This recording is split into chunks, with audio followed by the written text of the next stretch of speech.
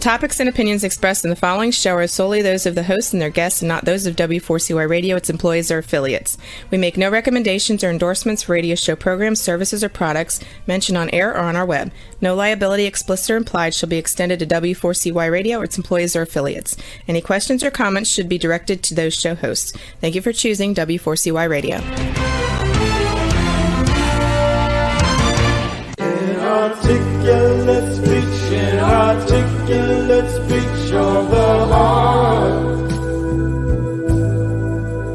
Inarticulate speech, inarticulate speech of the heart.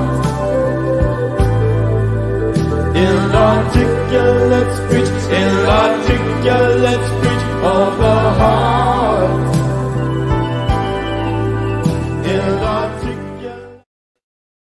Hello, and welcome to It's Your Voice, the show that hosts enriching conversations in diversity. My name is Bahia Yaksan. I am a core alignment coach, an emotional wisdom training specialist, and a diversity educator. I have been fortunate enough to live in several different places in this country and other countries, and have gotten to know people from all kinds of backgrounds, and am just fascinated by the human spirit and what we all have in common, and how interesting the few superficial differences are. And I have a guest today that I met when I was a teenager living in Birmingham, Alabama. But before I introduce Janet Griffin, I wanted to encourage people to check out my website so that you can see the kinds of classes I offer and coaching for groups and individuals. My website is knowwhatyouvantcoaching.wordpress.com. And it's really all about helping people connect with people that they were taught to fear or mistrust, to help overcome biases and know that we can truly learn new conditioning. If our conditioning taught us to have certain habits that exclude other people or stereotype other people, we can unlearn them and develop new neural pathways and have a much more enriching life and getting to know other people that we never really connected with before. And it's just makes life so much better. And Janet Griffin is someone who has lived that and has modeled that. My parents and her husband and her children and my siblings and now our kids are have been in each other's lives for years, and she's been a great inspiration. And I want to read an introduction that one of my sisters wrote. Janet Griffin is a longtime Southern wife, mother, grandmother, and political activist. She is a warm, wonderful, deeply Southern woman, white ally, and activist who walks the walk, talks the talk, and marches the streets of Alabama for civil rights. Our families live near the bombing of the Baptist church and in the center of so much confusion. Janet has devoted her life to helping people of all backgrounds, literally taking them into her home without a second thought. She and her husband, Gene, just celebrated their 63rd anniversary together, and their collective efforts of transforming empathy into action have had far-reaching impacts on our world. They've been interviewed and written about in books, and her husband has the distinction of having written so many intelligent published letters to the Birmingham News that he was included in their annual newspaper staff parties. The Griffins have touched the lives of so many. To know them is to grow and heal with them through their loving nature and putting their values into action. Janet worked in the area of insurance in the 80s, noticing equity gaps back then.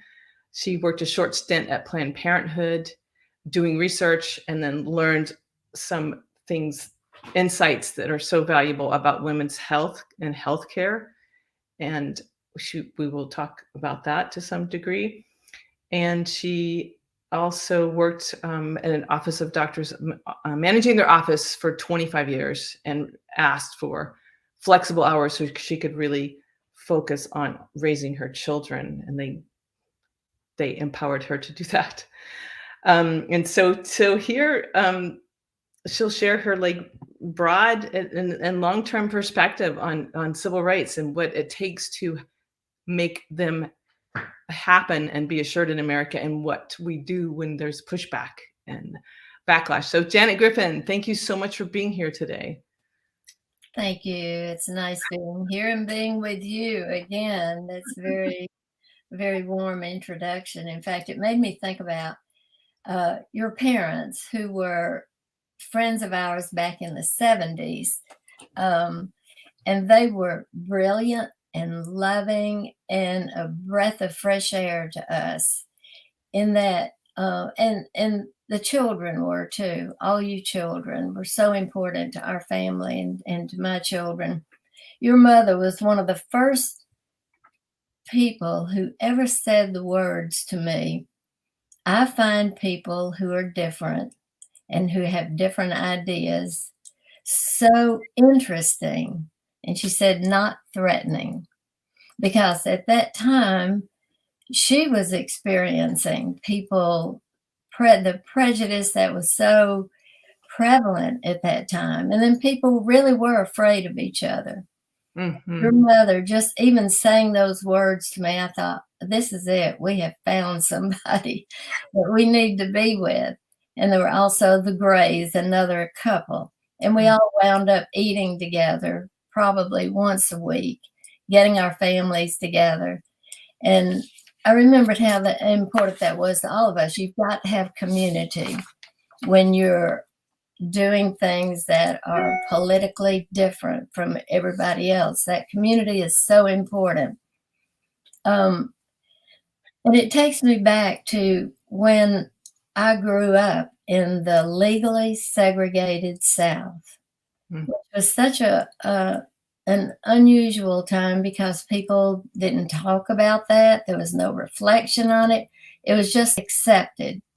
I got on a bus, and if the bus was filled up to one side, they would make Black people get up and move to the back of the bus so I, as a young girl, could sit down.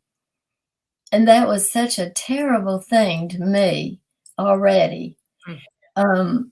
We grew up, I guess, I know you have to be carefully taught. My parents taught us differently.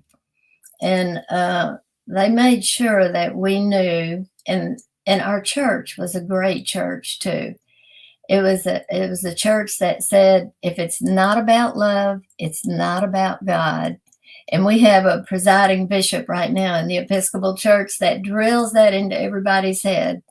If in your church it's not about love, it's not about God, be careful, stay away. But I also, our family was, in fact, most of our family were wound up political activists because the legal segregation was such a thorn in our side. It was so shocking just to see what was happening. Legal segregation was outlawed in 1954. In 1955, I was still in high school. And in my high school, which was all white, I looked across the street. I'd be up on the second floor, and right across the street were all these houses, these little houses directly across from my high school. And it was, all of them were Black people that lived in these houses. And every morning I would see these kids that were my age waiting on a bus to take them to the only Black high school in Birmingham. And here they could have walked right across the street legally. The laws had been changed, but not in Alabama. It took us 9 years. Wow. And after 9 years, George Wallace was still saying segregation forever. It was part of his inaugural speech. He was elected on that. And legally, we were breaking the law for those 9 years. Those children still had, and when people complained about busing later, I thought, those children were bused their whole lives and had to pay for the bus themselves. And here we were complaining about busing when those children had been bused to that one school the whole time. But, it wasn't just in the South, because I went to college in Kansas. and I had my first black friend. There were 2 black girls in the whole school that I went to. No black men, 2 black girls. And one of them happened to be a really close friend of mine. So we all went downtown in this little town in Kansas to a restaurant to eat, and they turned us away because of this, our black friend. I mean, so that was, I just had no idea this went on everywhere. And let me think. That was really important to me because that's when I started seeing, I think, the 2 Americas. I grew up in an America that was great. I was a cheerleader in high school and college. I loved Birmingham. I could go anywhere I wanted to. And sometimes my friends today say, I wish we could go back to that time. That time was a great time for people that lived in this one America. When you talk to people that live in the other America, which I started talking to years when I was in my 30s, I started meeting people in the other Americas and hearing their stories. Something that really influenced, I think, my whole family, including my brother, who's a real political activist, has been his whole life as a Lutheran minister. I had a little sister that died when she was 6 years old. She had her tonsils out. I was 12 years old when she died. And the thing I remember about her, and you do, when somebody dies, you start thinking there's so much that you take with you into your life. One of our neighbors used the N-word, and we heard that a lot back at that time. The N-word, I can't even say it now. Anyway, somebody was saying the N-word, and my little 6-year-old sister said, please don't say that word. It makes God sad. And that stayed with me my whole life. It had an effect on me as far as what was happening in the world. It still has an effect on me. And then after I got out of college, I taught school in Coleman, Alabama. And Coleman, Alabama had a sign that said, don't let the sun go down on your head. They brought in black people to work as laborers, but they weren't allowed to live in Coleman. Here I was teaching in a city that I didn't even realize that was still going on. Then we moved. We still were not, there were no marches at that time. There was nothing that, what can we do? What can you do except voice your opinion? But then we moved to Montgomery, Alabama. And I think the first thing we saw, I was pregnant with my second child. And I had just gone to the doctor's office. And my husband had other business in town. So he picked me up, and the doctor's office was right near the bus station. And the bus station was like within a block and a half of where we were parked. So we were going to our car, and we saw all these people at the bus station. We walked down to the bus station, and there, lying in the street, was a man. It was a white man. And we didn't know what was happening. And then we heard that these were the Freedom Riders. And they had beat this man up. And they had the luggage of the other people, and they were burning it in the street. And there was this man lying there needing help, and they couldn't get an ambulance to come. They finally got a black hearse from it was just a black hearse that picked him up from a funeral home, a local funeral home, and took him away. And people were throwing bricks at the hearse. It was the first time that we walked among white people, and it was all white people there, that I was afraid of these white people. I'd never been in a group where I felt really frightened because of the hate on their faces. It was the first time, I think, that I saw the hate that was there. Segregation kept us from each other. Nobody talked about it that much. You didn't hear any real hate. It was just everybody went along with it. This was the first time that I realized there was that kind of hate in the world, and that maybe we needed to start about doing something. We didn't know what to do. But that had an effect on us. And then after that, there was, I guess, Wallace's inaugural speech where segregation was going to be forever. John F. Kennedy was killed. The 4 children were killed in the church. And Chris McNair had his little girl. People probably knew him. He went on to become, he got in politics. But anyway, he became a friend of ours because he was part of the church that we were involved in, the Black church. We'd go to a Black church, Black Lutheran church, and he was part of that church. So I got to know him really well. And the thing I loved about Chris was that he didn't, I can't say he forgave anybody, but he was not filled with bitterness. He was still filled with this hope that people could change, that they could change by some of the stories he could tell. But, you know, it was after that I guess it was in the late 60s that I got involved in a thing called the Panel of American Women. Have you ever heard of that? It was a national organization, and it was formed after segregation became legal. And like I said, it didn't in the South.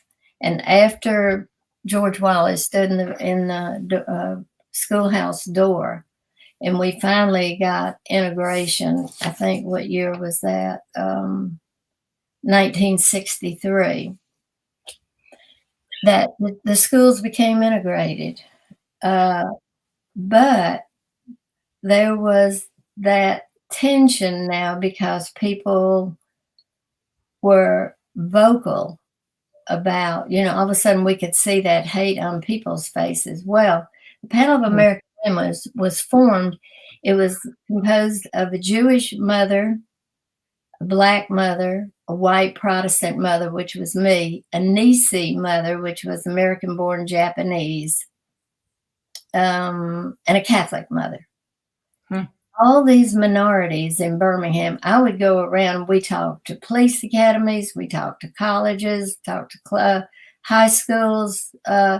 We had so many speaking engagements. These were just 5 women that were going in and talking about what it was like to live basically in that other America. My America was great. Oh my gosh, that's what I got to say. This America that I lived in was wonderful. And then the Black mother would talk about, her little child would say, can we go to Kitty Land, which we used to love to go to. And the mother would say, no, you can't. And she'd say, why? And the mother would say, because you are a Negro. And the little girl would say, then I don't want to be a Negro. The kind of stories they would tell. I didn't know anything about relocation centers. My friend, the Nisi, the American-born Japanese, family lost their business. They were thrown into a relocation center in California.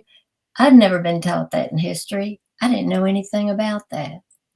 And then the Catholic mother talked about the prejudice against Catholics. Of course, the Ku Klux Klan was against Catholics and Jews and Black people. You know, it wasn't just limited to Black people. And I didn't realize I never had a Jewish friend. I never had any friends except white Protestant until I met this group of women, and my whole life changed. Hmm. And I found in Birmingham, there was not legal segregation against Jewish people, but there were little signs on apartment buildings that said restricted, a little sign that said restricted. So Jewish people knew they couldn't go there. They were not welcome there.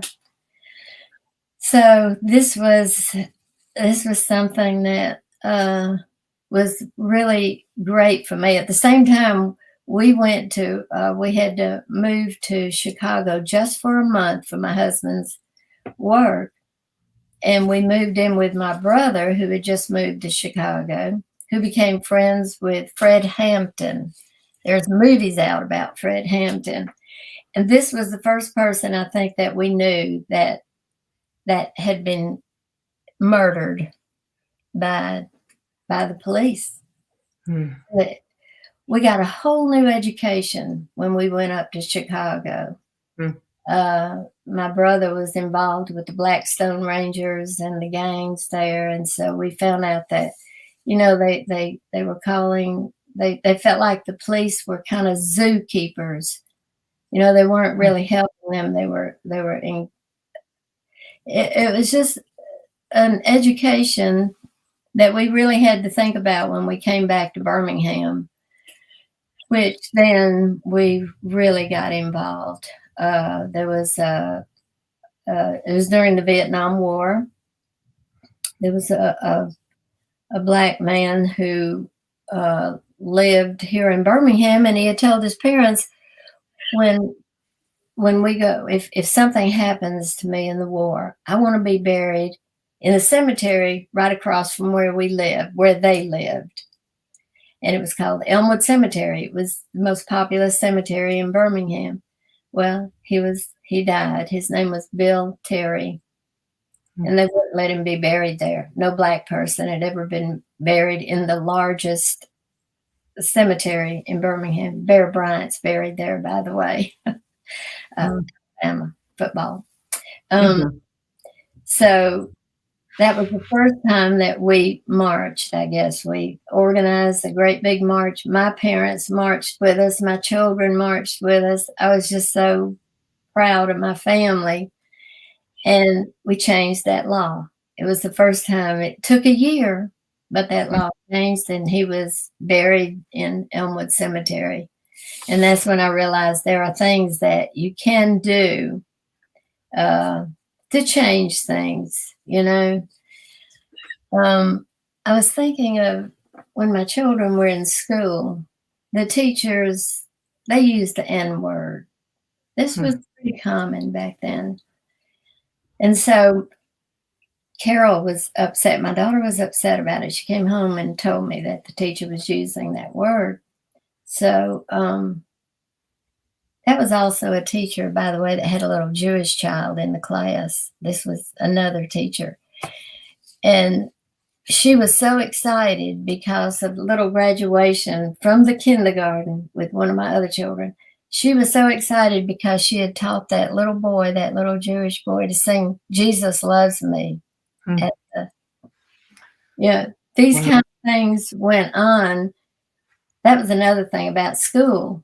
Every day they opened up with a prayer or a reading from the Christian Bible. Nobody thought anything about it. We were the majority. Nobody thought anything about it until I realized we were excluding so many people. I was a cheerleader. They opened up with prayer before the games, the exclusion of people.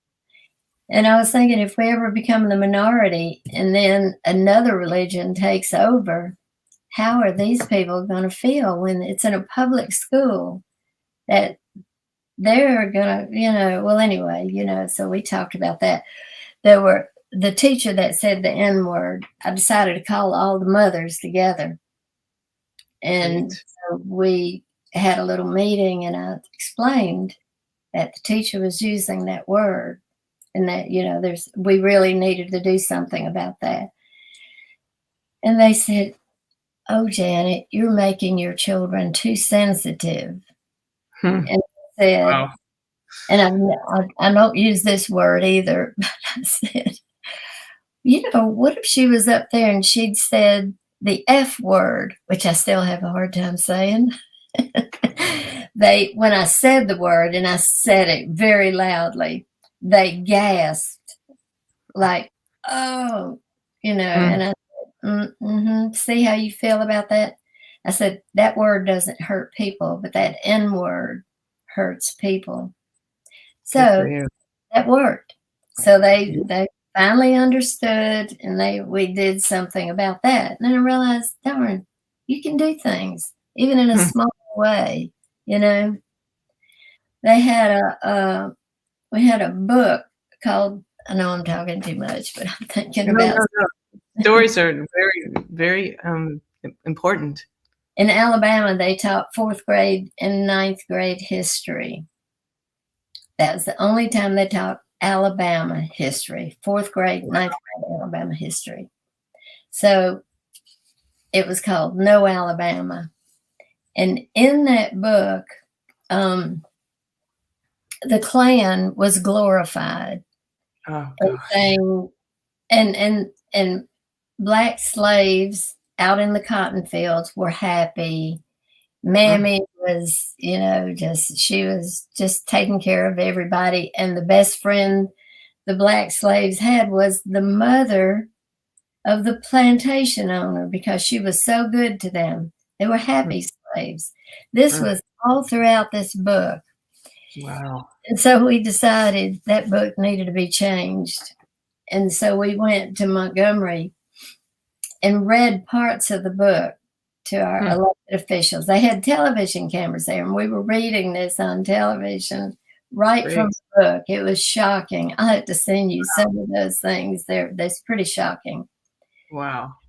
And when we got through and we went outside, and one of the elected officials came up to us and said, "Oh, you're sweet ladies." Said, "You just don't understand how this works." Says it takes this, he said, to change textbooks. He Oh, actually he did was that with his fingers, and it was he was a little quick. money to do that.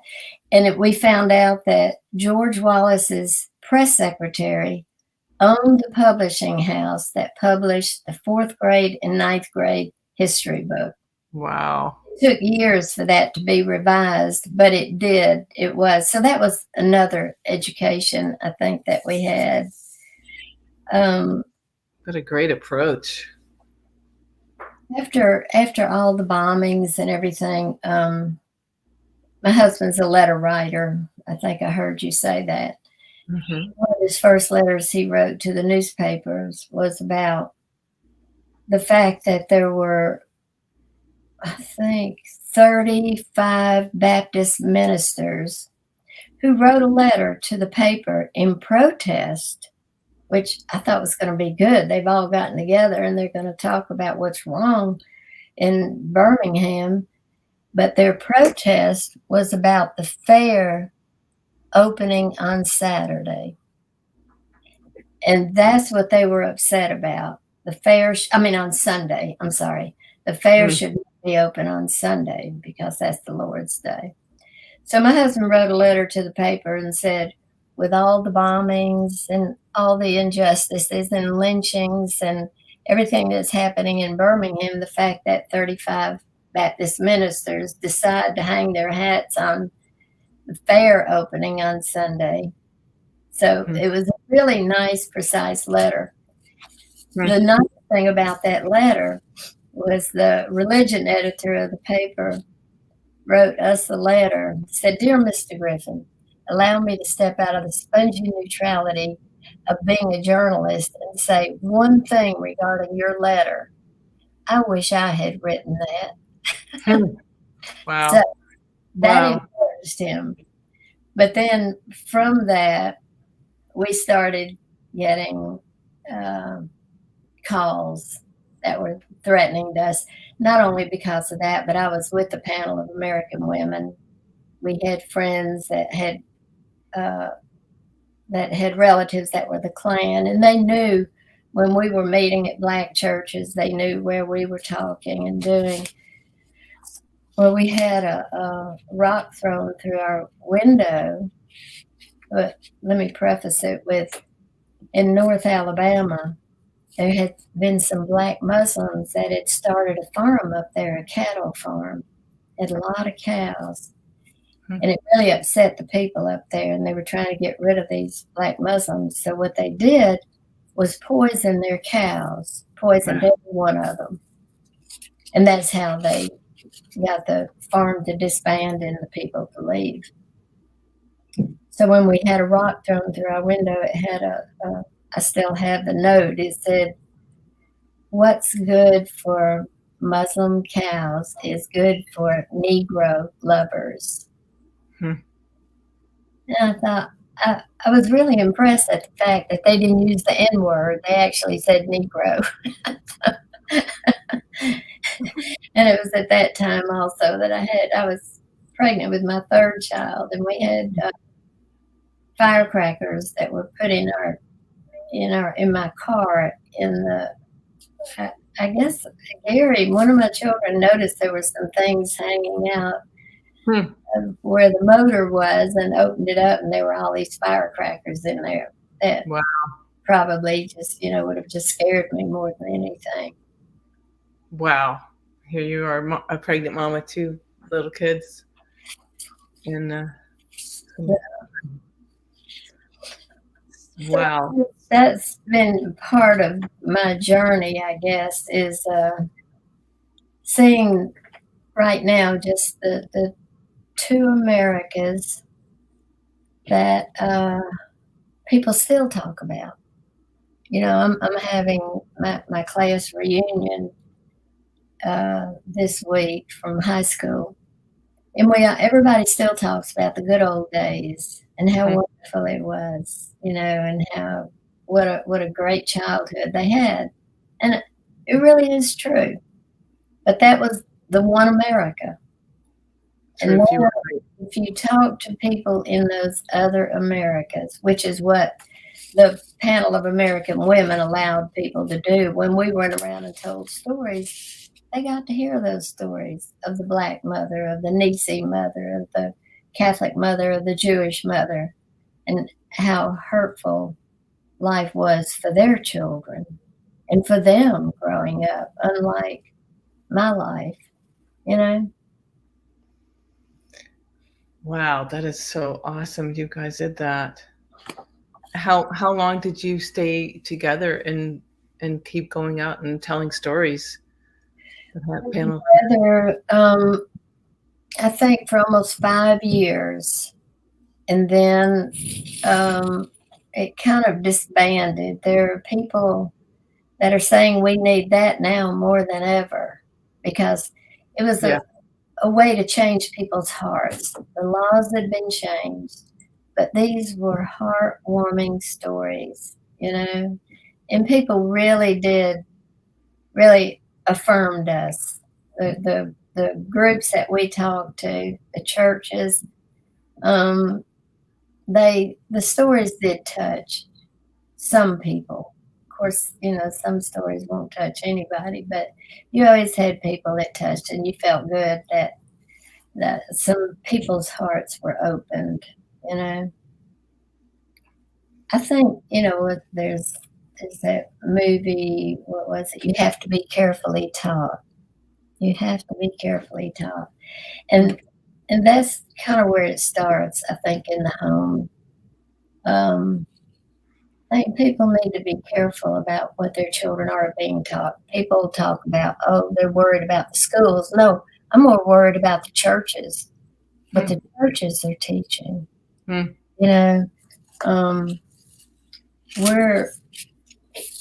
We're more of a, I guess, we have we're Episcopal now. We were Lutheran, and I loved the Lutheran church. I taught in a Lutheran school. I went to a Lutheran college. But the night Martin Luther King was killed, and we were in a Bible study, and they cheered. And when they cheered, my husband and I looked at each other and said, "We got to go. Can't stay." and these, we were just so different. We just saw things so differently than these people did in our church. So we It's, have to start and live. Well, I'm sorry, what? it's just so upsetting that even in the setting of a Lutheran church Bible study, white people cheered at Hmm. hearing the murder of Dr. King. It's so upsetting. And so that was it for you two. Looked at each other, and said, "We're leaving here." Yeah. And then we have a presiding bishop that says all the time, if it's not about love, it's not about God. It's not about those 10 commandments. It's the Beatitudes, the Sermon on the Mount about love, And it's, it seems to me that the differences in the church, the Christian church that I see, and I have a lot of friends that we all think differently, but we respect each other. We don't demonize each other. But the big philosophical difference I see is some people see Christianity as a ticket to heaven. Hmm. That's the people that wanted to send missionaries over to Africa or other countries to tell people about this ticket to heaven. And then there's the people who they call themselves Christians, but they call themselves followers of Christ, or followers of Jesus, which is it's the difference between a belief system that gets you into heaven and a way of life that follows Jesus, even to the cross, to being a minority, to being threatened, to being hurt, to being killed. This is what followers of Jesus, that's what happened to them. And so maybe it takes both, the belief and to follow Jesus. But I see this as a big separation in the evangelical church and the the other part of the church. The church is a lot of different parts, but I see that's where kind of the tension comes from. So there are different Christians. Hmm. Well, you're so good at like talking to people, just like plain and straight like this when they counter one of your thoughts or loving wishes for other people. You're so good at just saying what you're speaking to the heart. And I know you have a Facebook group which you use to put out like accurate, truthful information at Janet Griffin, Janet Herbeck Griffin, and that's JANET and then HRBEK Griffin, GRIFFIN for listeners who aren't viewing the show. And Janet is open to you seeing what she puts on, but she uses it for very positive civil rights, life promoting messages and facts. So thank you for letting people find you on Facebook and using that forum so positively. I wanted to. Oh, I'm sorry. What?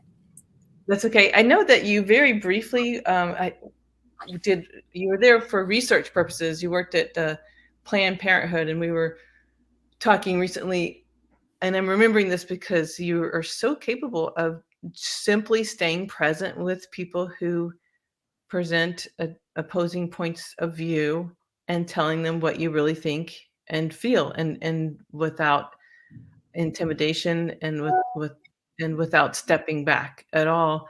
And I remember you learned some things like at Planned Parenthood, which was kind of an aside to the reason you were being there, but we were talking about abortion as an actual real health care need, which I think it's been so demonized that so some percentage or some of our population thinks abortion equals bad, abortion equals wrong, abortion equals death, without taking into account, without knowing how it's such a critical for the life of the person pregnant so many times, and it's needed for so many different reasons, far beyond what I ever even understood myself. And I just wanted to see if you've had recent conversations with some of your peers or your Facebook group who are Yes, abortion is such a complicated issue because it's been so politicized, yeah. over the years. I find that most people that say, most of my friends that say they're pro-life are really just anti-abortion. And I think this pro-life is an altogether different thing than anti-abortion. And I wish they'd quit using the word pro-life until they really are pro-life, until they care about that, until they care about the born babies. Mm-hmm. Yeah.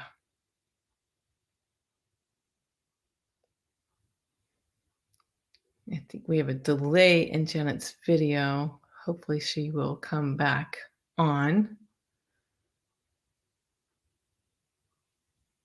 I appreciate the extensiveness of her knowledge. And I think she was also going to add that some of the folks she's talking about who say they're pro-life still support death row. And that's one thing she was pointing out as a contradiction in some people's beliefs. Well, I don't know if we're going to get Janet back.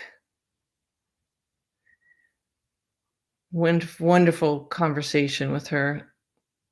Really rich information from her life experiences of truly walking the talk. And I think what we could do right now, if Roxy, you have, Janet sent us a couple of pictures of certificates, awards that she got. This one was from the city of Birmingham and the YWCA, and I think there was a third sponsor, and it's called Salute to Unsung Heroines. And Janet Griffin is recognized as an unsung heroine for her outstanding contribution toward improving civic and social justice from 1950 to 1970. And believe me, it has not stopped. And she's still an activist. And I want to share with you all that she told me before the show started that they were having thunderstorms and power outages in Birmingham. And she just texted me on her phone and said they just lost their power. That's what happened. It's a really bad storm. So I'm glad she's safe. And I'll thank her for letting us know what happened. There's another certificate, if you can show that her husband got, a certificate of appreciation, Mr. Eugene L. Griffin, in recognition of your important contribution to the ongoing fight against hatred and intolerance in America. The name shown above will be added to the Wall of Tolerance in Montgomery, Alabama, to provide inspiration to all those who choose to take a stand against hatred. Thank you for taking a stand. And it's just a testimony. They have actually been mentioned in several books. They could so write a book. One of them is called Behind the Magic Curtain in Birmingham, about Birmingham. It's called The Magic City, which is very intriguing and it's about so much, but one of the underlying themes is what and how white allies can affect change. And she sure was an outstanding example. And I hope you really absorbed her stories. It was so inspiring the way they figured out, like how she just described what it's like to witness horrific actions and the oddness of being put in a position of privilege when your heart knows it is completely wrong, your conscience knows, and you're in a society where you just are supposed to keep the normal pattern and the struggle of trying to figure out, what do I do about this when you think you're powerless? And her examples of the panel of American women, brilliant. If you missed the beginning of the show, go back and find it. And I will just close on this note by thanking Janet Griffin and her husband and the families for all their activism over the many years. And I want to thank Roxy, our engineer, who always makes this show happen, and Dean Piper, our producer. And thank you so much, listeners and viewers, for tuning in to these really, really important conversations. We'll see you next Wednesday at 8 p.m. Eastern Time on Talk4 TV, or you can download it w4cy.com. And may we all have enriching conversations this week. Inarticulate speech, inarticulate speech of the heart. Inarticulate speech, inarticulate